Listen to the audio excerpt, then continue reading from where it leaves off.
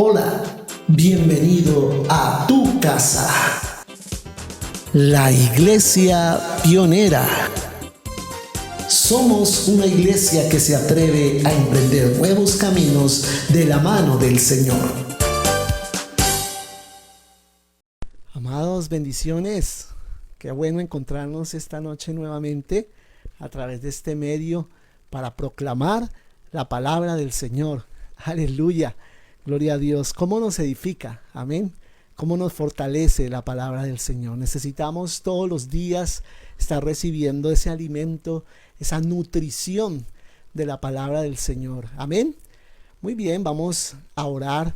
Vamos a poner este tiempo en las manos del Señor y vamos a recibir esa instrucción de hoy. Amén. Gloria a Dios. Padre, te bendecimos. Te agradecemos por esta noche maravillosa que tú nos das para escuchar tu palabra, para recibir de ti, Señor Dios. Hay tantas cosas que tú quieres enseñarnos, que tú nos quieres revelar a través de las Escrituras, Señor Dios. Y queremos estar abiertos, Señor, abiertos completamente a la enseñanza que tú nos quieres dar día tras día, Señor Dios. ¿Cuánto necesitamos nosotros vernos en ese espejo de la palabra para poder entender nuestra verdadera condición? Así que nos acercamos hoy a tu palabra, Señor, para podernos ver, para poder contemplarnos a nosotros mismos de acuerdo a tu parecer, de acuerdo a la opinión que tú tienes de nosotros y cambiar aquellas cosas, Señor, que tú crees que en nuestro carácter y en nuestro comportamiento debemos cambiar. Nos presentamos ante ti y te damos gracias en el nombre de Jesús. Amén. Gloria a Dios. Aleluya.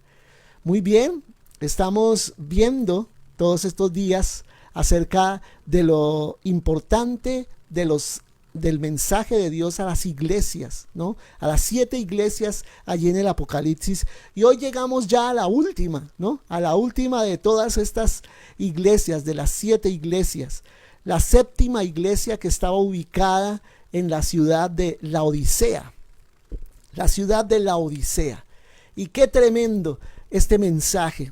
Tal vez es uno de los mensajes más fuertes del Señor, porque ninguna palabra de halago el Señor le hace a la iglesia de Laodicea. Está la iglesia de Laodicea en una crisis espiritual, en donde el Señor necesita confrontarla y decirle: iglesia, necesitas hacer un cambio urgente, La ciudad de Laodicea, hablamos primero de las ciudades normalmente, y en particular esta ciudad, como siempre les he dicho, todas las ciudades, las 7 ciudades que se mencionan allí en el mensaje a las 7 iglesias, eran ciudades que estaban situadas sobre la ruta del correo de los romanos, ¿no? Y la Odisea estaba no solamente dentro de esa ruta, sino en la ciudad misma confluían otros 2 caminos más, o sea, en total 3 caminos importantes para el mundo en ese tiempo, sobre todo en ese sector del Asia Menor.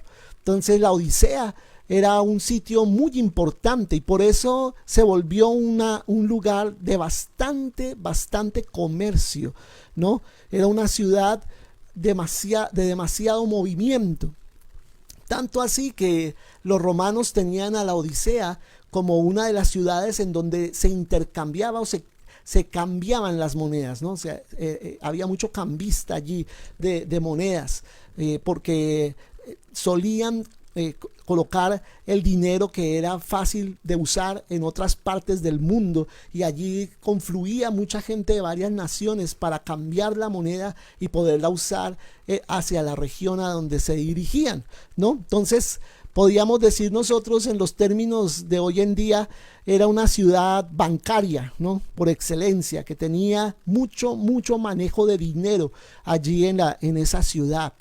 También era una ciudad en donde se acostumbraba o se tenía un buen comercio en cuanto a ropa, ¿no? Podríamos hablar hoy en día de la moda, hablar hoy de de los últimos vestidos que podrían surgir, y allí tenían una lana muy especial y confeccionaban unos vestidos espléndidos, excelentes, que todo el mundo quería usar, ¿no? Pero lógicamente eran muy costosos.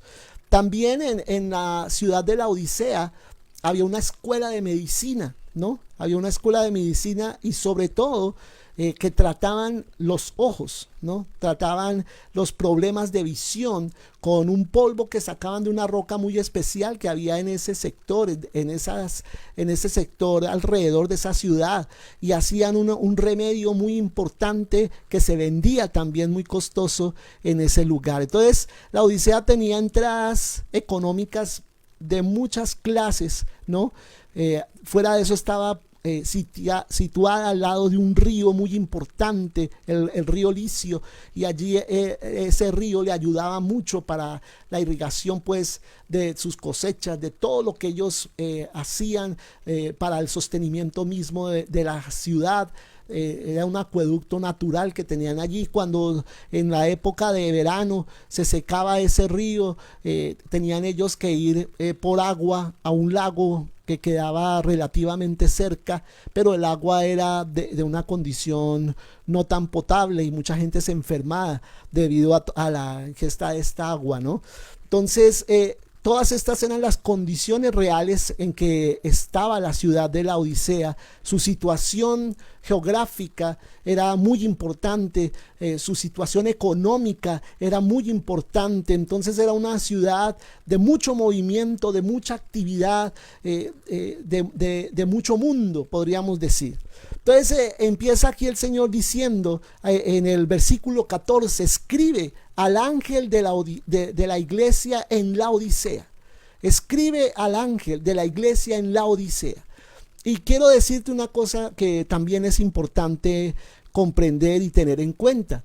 Y es que la iglesia de la Odisea era muy afín a la iglesia de Colosas. ¿Recuerdas que había una ciudad que se llamaba Colosas, a la que Pablo le escribió la carta a los colosenses, ¿no? La carta a los colosenses, en que estaban ellos situados en la ciudad de Colosas, y parece ser que los laodicenses y los colosenses tenían mucha afinidad entre ellos, mucha comunicación. Las iglesias, sobre todo, las dos iglesias eran como iglesias hermanas. No sabemos si fundó la iglesia de Colosas la iglesia en la Odisea, o la iglesia de la Odisea la iglesia en Colosas. No sabemos quién apareció primero, pero sabemos que había una correlación y una amistad muy fuerte entre las dos iglesias de ambas ciudades, ¿no?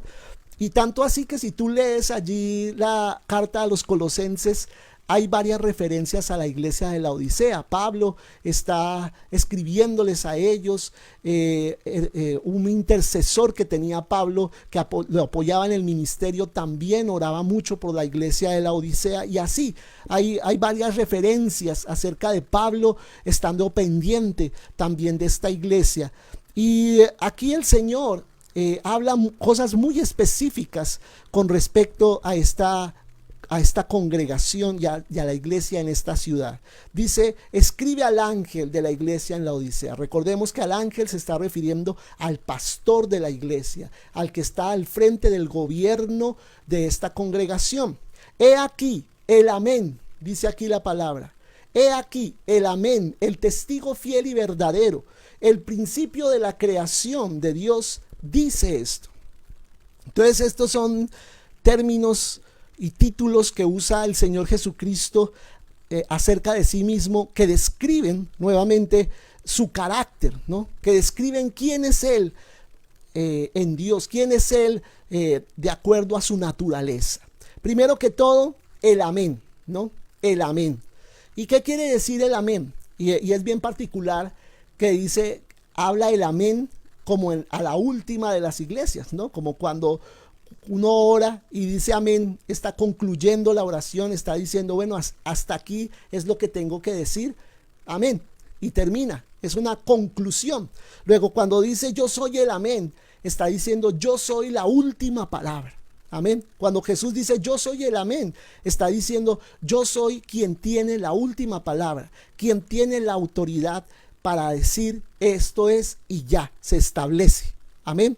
Por eso la palabra amén, y me sorprendió al estudiar un poco esto, tiene que ver con nutrir, con alimentar, con edificar, ¿no? Y es como si se dijera aquí, dijera Jesús, este es como el final de este alimento, el final de esta instrucción, el final de lo que quiero yo consolidar de que debe ser la iglesia de Cristo. Entonces habla el amén, pero dice además el testigo fiel y verdadero. Habla el testigo fiel y verdadero.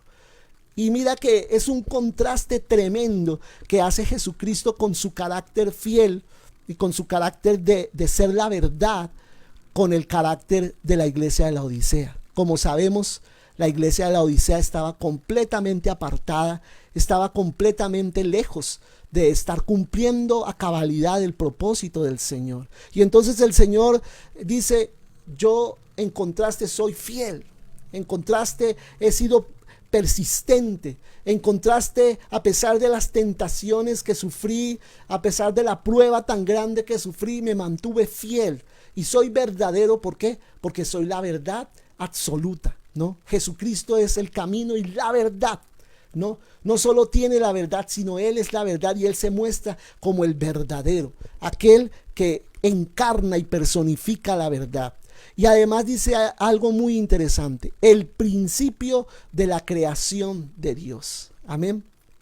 Yo soy el principio de la creación de Dios. Y aquí vamos a ver cómo los laodicenses, los miembros de la iglesia de la Odisea, ellos creían tener gran autoridad. Ellos creían tener el orgullo de poder mostrar mucho de su conocimiento, mucha de su riqueza, como de ostentar todas estas cosas y por tener posesiones creían tener también autoridad. Pero el Señor les dice, si ustedes quieren mostrar lo lejos que van con su autoridad y con sus posesiones y con su influencia, yo soy el principio de la creación. Nada más ni nada menos, yo soy el dueño de todo esto. Yo soy el dueño de la tierra, yo soy el dueño del universo. Yo existo desde antes de la creación. Jesús está diciendo en pocas palabras, yo sí que tengo autoridad para decirles lo que les estoy diciendo y lo que estoy por poner en sus corazones y hacerles ver acerca de su condición. Y empieza el Señor en el versículo 15 diciendo, yo conozco tus obras. Amén. Nuevamente, como le decía a todas las congregaciones de las otras ciudades, yo conozco tus obras, pero algo muy importante y muy triste, que ni eres ¿qué? Ni eres frío ni caliente. Y dice el Señor, ojalá fueses frío o caliente, pero no eres ni lo uno ni lo otro, ¿no? Y cuando dice la palabra aquí que no eres frío, una persona fría, ¿quién es? Una persona sin pasión, una persona que no conoce nada de Dios, una persona que está completamente apartada del Señor. Es una persona fría, una persona que está muerta espiritualmente. Amén. Pero dice también, ni eres frío, pero tampoco eres ¿qué? Caliente. ¿Y caliente qué es? Una persona fogosa en el Señor, una persona que está apasionada, una persona que quiere a toda costa serle fiel al Señor y hacer su voluntad y adorarlo y hablar de Él a todas las personas que más pueda, compartir el evangelio y evangelizar y comentarles acerca del buen tesoro que ha encontrado en Jesucristo. Esa es una persona caliente, alguien que está allí con ese fuego de Dios. Amén. Entonces el Señor dice, ojalá fueses frío o caliente, alguno de los dos extremos, pero mejor caliente, yo creo que dice el Señor, ¿no? De estar en esa pasión. Pero ojalá fueses, aunque sea frío, ¿por qué? Porque yo podría rescatarte y resucitar tu espíritu si estás muerto. Pero dice el versículo 16, pero por cuanto eres tibio y no frío ni caliente, te vomitaré de mi boca. ¿Y qué es lo que quiere decir el Señor? Eres tibio, y tibio significa alguien que simpatiza con las cosas del Señor, alguien que ama las cosas de Dios, alguien que le gusta oír mensajes de la Biblia, alguien que le gusta leer por allá de vez en cuando la Biblia, alguien que le gusta las canciones de la iglesia, pero que no evangeliza, pero que no se apasiona por Dios, pero que no tiene una oración ferviente, pero que no intercede por nadie. Alguien que está solamente ensimismado, preocupado de sí mismo, pero no está pendiente de lo que a Dios late en su corazón, que son las almas y las personas que están sin el conocimiento del Señor. Esa es una persona tibia, alguien que tiene algún conocimiento del Señor, sea profundo o sea superficial, pero que no con su vida no está demostrando ese testimonio de Cristo a los demás. Y entonces, ¿qué dice el Señor? Por cuanto eres tibio, yo te voy a vomitar de mi boca. Y vomitar de mi boca significa yo te voy a quitar de ese lugar que te había puesto para influir. Te voy a quitar mejor porque no estás siendo efectivo. Yo voy a quitar mi testimonio de tu boca. Yo voy a quitar esa lugar que te había dado para yo proclamar a través de ti mi palabra, como no la estás queriendo hacer, como estás queriendo simplemente acomodarte a las circunstancias. Mejor entonces te voy a quitar. Voy a quitar el testimonio, como cuando el Señor, como dice en el capítulo 1 de Apocalipsis, estaba entre los candelabros, estaba el Señor entre el fuego allí de la iglesia, y tenía las estrellas en sus manos, y el Señor dando a cada uno un propósito para cumplir. Y cuando dice a la Odisea, como tú no estás cumpliendo ese propósito, voy a quitar eso. Voy a vomitarte de mi boca, quiere decir, voy a quitar mi testimonio a través de ti. Porque tú dices, y entonces el Señor quiere especificar cómo cree que la iglesia que está. La misma iglesia dice, esta es mi condición. Dice, tú dices, dice el versículo 17, yo soy rico. Tú dices con tu propia apreciación, yo soy rico y me he enriquecido y de ninguna cosa tengo necesidad. Y ciertamente era una iglesia pudiente, era una iglesia con muchos recursos económicos. Gloria a Dios, Dios los había prosperado, los había bendecido muchísimo. Con todos el comercio, me imagino la cantidad de gente acomodada y la gente con negocios que asistía a esa congregación y podían traer su dinero y hacer muchas obras de pronto, pero dice la palabra, yo soy rico. Ellos mismos se sentían así, me he enriquecido y de ninguna cosa tengo necesidad. ¿Qué quiere decir? Soy autosuficiente. Y en pocas palabras estaban diciendo, casi prácticamente en este momento no necesitamos ni del Señor. Somos tan autosuficientes que no necesitamos de Dios.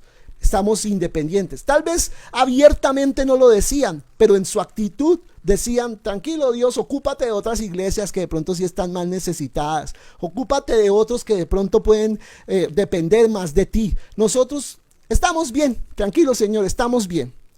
Y dice la palabra del Señor, y no sabes que tú, o sea, ya le empieza a decir el Señor en la mitad del versículo 17, su apreciación de ellos. Y no sabes que tú eres un desventurado, miserable, pobre, ciego y desnudo. Entonces le está diciendo varios calificativos tremendos a los miembros de la iglesia, a la iglesia de Cristo ahí en la Odisea. Lo primero que le dice que es, eres desventurado. ¿Por qué eres desventurado? Porque no te estás dando cuenta de tu verdadera condición. Eres miserable. ¿Por qué eres miserable? Porque tú mismo eres digno de compasión. Eres digno de compasión. O sea, sin darte cuenta, estás en una situación deplorable. No estás en una condición adecuada delante de mí. Y mereces es mi misericordia. Eres pobre en lugar de ser rico, como ellos se creían, tan llenos de recursos. No, esos recursos económicos realmente no son nada, porque espiritualmente te has empobrecido. ¿Qué más? Eres ciego, o sea, no tienes visión.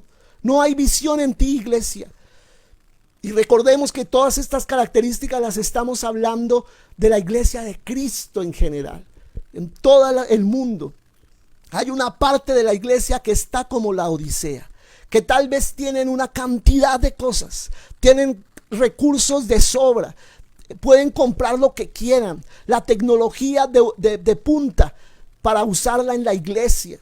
Pueden comprar los mejores terrenos, pueden comprar las mejores sillas, los mejores auditorios y adornarlos con la mejor tecnología. Y pueden creerse los más ricos, pero están en estas condiciones espiritualmente hablando. Porque una cosa es lo que le digan los hombres a ellos que ellos son, y ellos se crean eso. Y otra cosa es la opinión de Dios, lo que Dios opina de ellos. Y no estoy hablando de alguna congregación en particular, estoy hablando en general, que hay congregaciones en esas condiciones en diferentes partes del mundo, que tienen muchos recursos económicos, pero están tibios espiritualmente. Ni siquiera están fríos, están tibios espiritualmente, porque aman las cosas del Señor, pero no están activos, están como neutralizados, no están siendo efectivos en la proclamación del evangelio y el extendimiento del reino de Dios. Y dices, eres pobre, ciego y desnudo.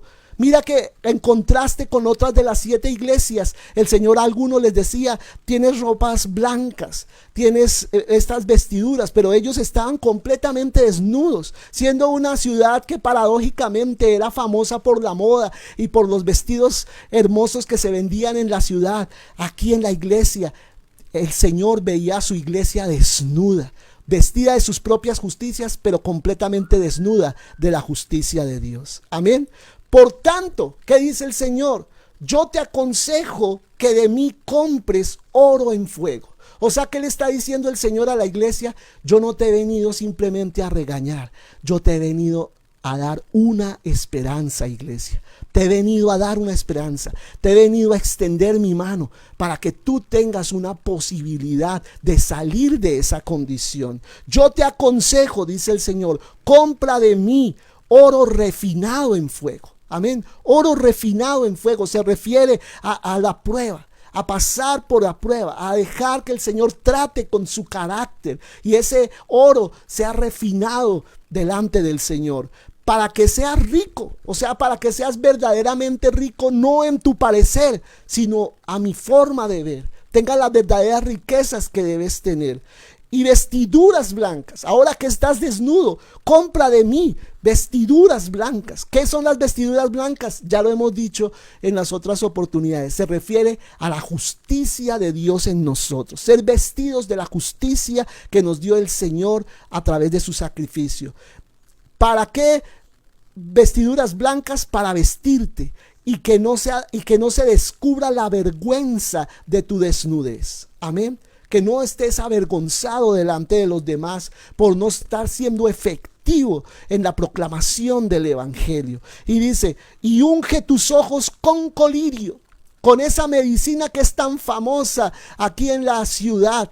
Ahora necesitas ser ungido con el aceite del Señor, con el colirio de los cielos, para que puedas tener visión, para que veas, para que tus ojos sean abiertos. Y yo oro en esta noche por la iglesia de Cristo en el mundo, para que la iglesia que está en estas condiciones, que es mucha de la iglesia de Cristo en las naciones, está en estas condiciones. Yo oro para que esto suceda, para que haya una transformación, para que haya un cambio de actitud y nos volvamos hacia el Señor para volver a tener la visión que Dios espera que su iglesia tenga para esta generación, para este nuevo tiempo. Dice el versículo 19, yo reprendo y castigo a todos los que amo. Sé pues celoso y arrepiéntete. Amén. Entonces el Señor está diciendo, yo no estoy haciendo esto nada más contra ti. A mis hijos, como dice en Hebreos 12, a mis hijos disciplino. Amén. A mis hijos disciplino. Yo acostumbro disciplinar a mis hijos. Yo acostumbro corregir su camino. Yo acostumbro reprenderles cuando están yendo por donde no deben ir. Amén. A todos los que amo los disciplino. ¿Y qué le dice a la iglesia? Sé pues celosa. O sea, despiértate, iglesia. Es lo que le está diciendo. Despierta el celo. Iglesia, despiértate nuevamente en ese celo y date cuenta de tu verdadera condición y arrepiéntete. O sea, da media vuelta a ese a esa situación y esa actitud en que estás viviendo. Da media vuelta, da un giro de 180 grados y ponte en línea conmigo. Amén. Y dice, he aquí, yo estoy a la puerta y llamo. Y ya voy terminando aquí con estos 3 últimos versículos. Pero este es uno de los versículos que más golpea mi corazón y más me duele. ¿Sabes por qué? Porque Jesús estaba a la puerta. Y así está el Señor hoy a la puerta de mucha parte de la iglesia, muchas congregaciones en el mundo. ¿Sabes por qué está a la puerta? Porque tuvimos en cuenta la tecnología, tuvimos en cuenta las mejores sillas, tuvimos en cuenta los mejores programas, los mejores conciertos, pero sacamos a Jesús de la iglesia. Entonces Jesús está a la puerta golpeando y diciendo, hey muchachos, déjenme entrar nuevamente a ser parte de la iglesia, porque se olvidaron de mí. Están pendientes de sus programas, pero se han olvidado de que yo soy el Señor de la iglesia. He aquí, yo estoy a la puerta y golpeo, llamo, dice. ¿Y qué dice? Si alguno oye mi voz, aleluya, si alguno oye mi voz y abre la puerta, entraré a él y cenaré con él y él conmigo. Recuerda que las cenas para los judíos están hablando de comunión, de estrechar lazos, de hacer amigos cercanos. Un judío no come con cualquiera, come con aquel que quiere hacer un pacto, que quiere entrar en una mayor intimidad. Y el Señor le dice aquí a los hijos de Dios, si alguno oye mi voz, si alguno se percata de que está en esa condición y quiere volverse a mí, dice, y abre la puerta de la iglesia, abre esa puerta, yo voy a entrar y yo voy a cenar es con él, amén. O sea, yo le voy a dar de lo mejor que hay en mí a él. Y recuerda que dice la palabra del Señor allí en Éxodo, como Moisés se salió del campamento, sacó el lugar de reunión fuera del campamento y se fue allá a orar a Dios, se fue allá a encontrarse con el Señor, porque en el campamento no podía, por todo lo que pasaba allá, por todo lo que sucedía, él no se concentraba, él no lograba estar en ese nivel de intimidad que él necesitaba estar con el Señor, y él salió del campamento a estar allá con el Señor, fuera del campamento, amén. Y todo aquel que quiso ese nivel de intimidad que tenía Moisés, tenía que ir allá, fuera de la puerta, e ir a golpear allá para que también pudiera tener él ese nivel de intimidad. Y hay algunas personas hoy en día, hijos de Dios, que están saliendo, están abriéndole la puerta al Señor, como dice aquí, y ellos están entrando en un nivel diferente. En un nivel diferente de fe, en un nivel diferente. Ellos están despreciando todas las demás cosas, dejándolas a un lado por escoger al Señor. Y tal vez el hecho de escoger al Señor les esté trayendo un precio muy alto. Están teniendo que pagar un precio muy alto por el Señor, por encontrarse con el Señor, por tener un nivel de intimidad mayor que el que tienen sus contemporáneos, como lo hizo Noé, como lo hizo el mismo Jesús.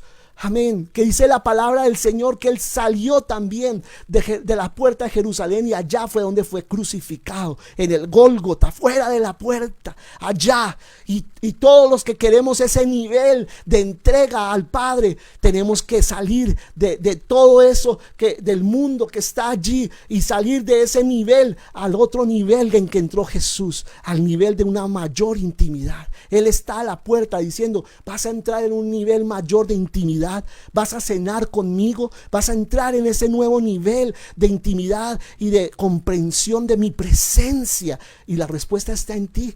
Y la respuesta está en mí, en cada uno de nosotros. Dios no espera que respondamos todos como grupo. Dios espera que respondamos cada uno delante del Señor. Amén.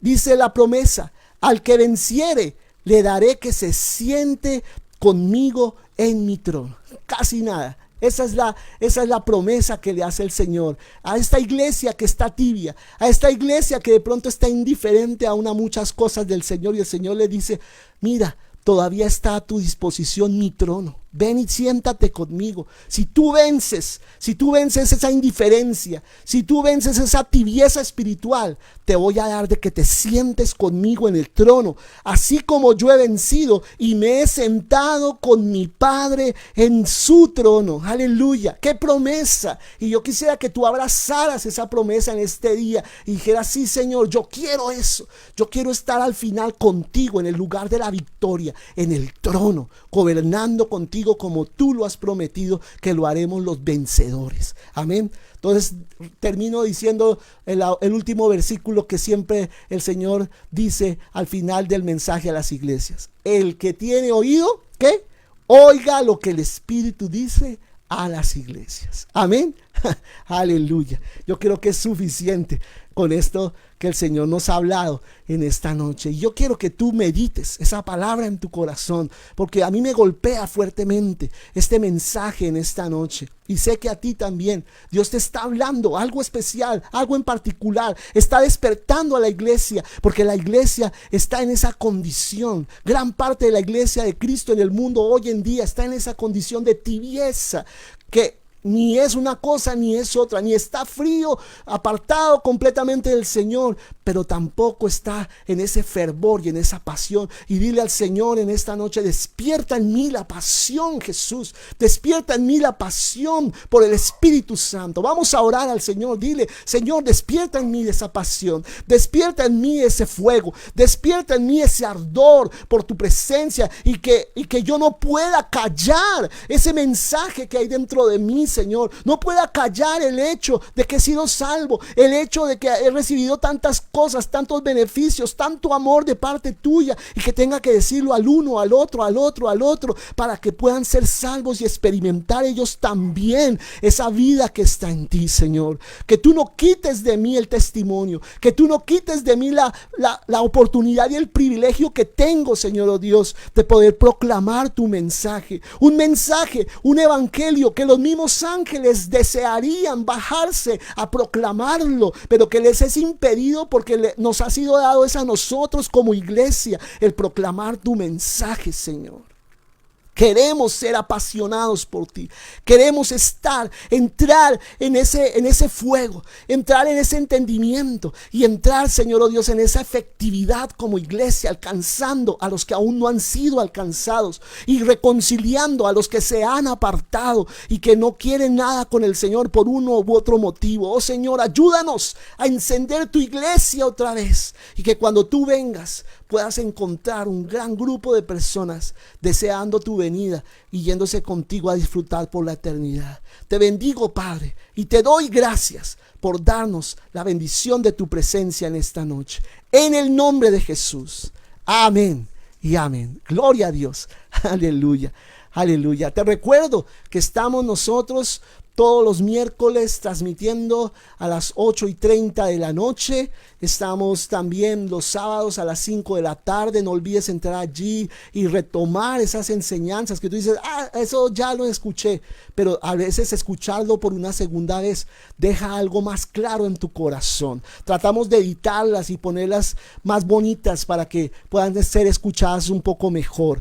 Y también el domingo, recuerda nuestra reunión congregacional del domingo a las 10 de la mañana, la transmitimos por Google Media. Allí estamos celebrando de una manera maravillosa la presencia del Señor.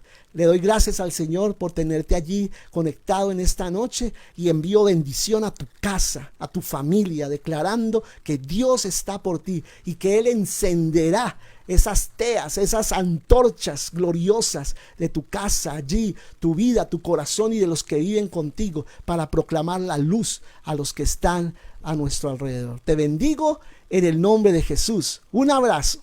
Chao, chao.